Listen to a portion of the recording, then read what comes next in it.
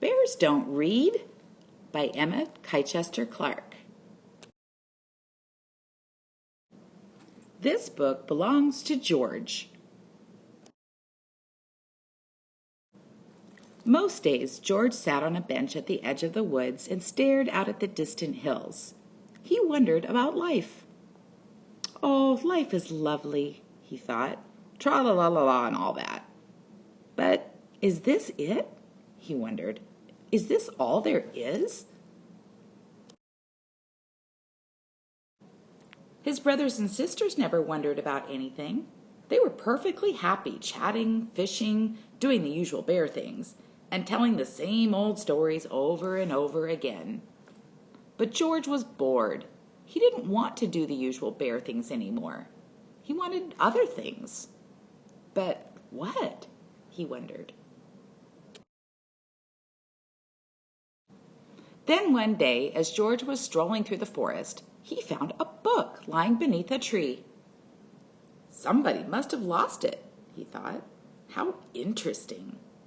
Inside it were pictures of a bear, just like him. On the other pages, there were lots and lots of words. Each one, even the tiny ones, is saying something, he thought. If only I knew what it was. And this bear is having an exciting life. Not like mine, George sighed. But then he had a brilliant idea.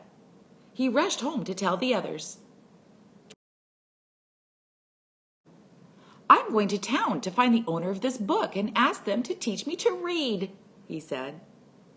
You don't want to go there, said his brother. They don't like bears in town. But I want to learn to read, said George. That's just silly, said his sister. Bears don't read. Why can't you be happy doing normal bear things? But George would not be put off. He waved goodbye and headed towards the long road into town with the book under his arm.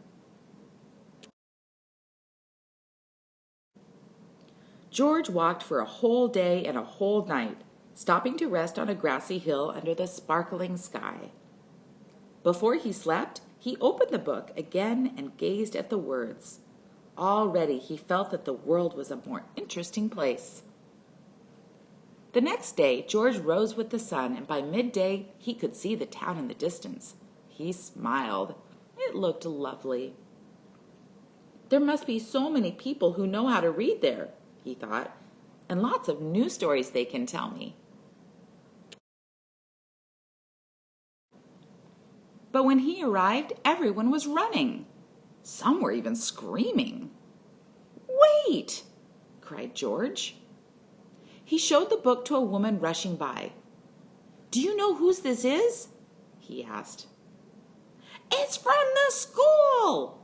She shrieked and pointed to the red building. Bear! Somebody shouted. Call the police! How peculiar, thought George as he walked towards the school. Inside the school, there was complete silence. Where was everybody? George peered over the desk. Hello, he said, but there was nobody there. Suddenly, there was a shout. Freeze! Hands above your head! George was surrounded by policemen. What's the matter? He asked nervously. You're a gigantic great grizzly bear, shouted the chief of police. That's the matter. They moved towards him, holding up their shields.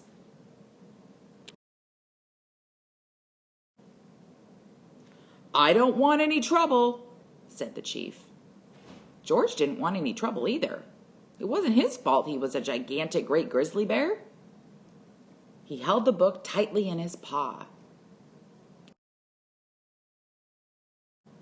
Just then, the doors burst open, and in walked a little girl called Clementine with her mother. Hey, cried Clementine, that's my book, and that's the bear in my book. This is a dangerous animal, roared the chief. Stand back.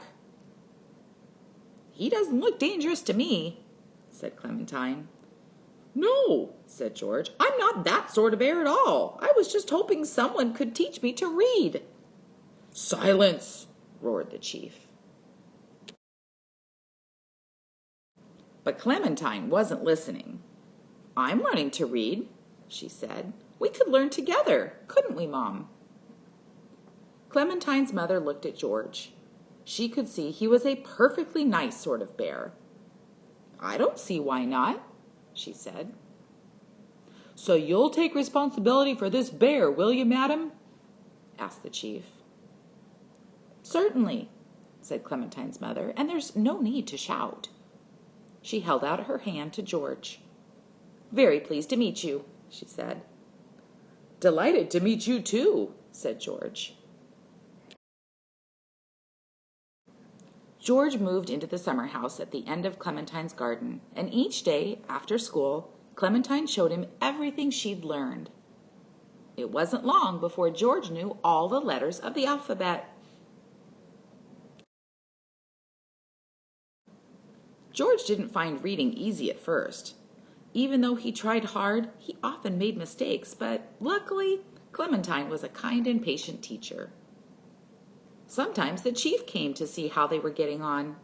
He brought a book of his favorite poetry to read aloud to George.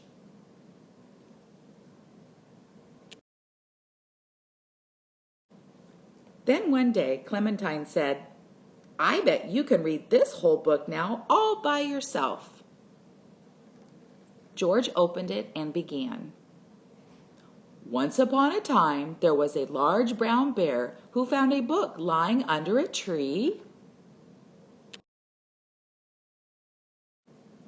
He read the whole book all the way to the end. Bravo, said Clementine. We knew you could do it. And for George, that was just the beginning.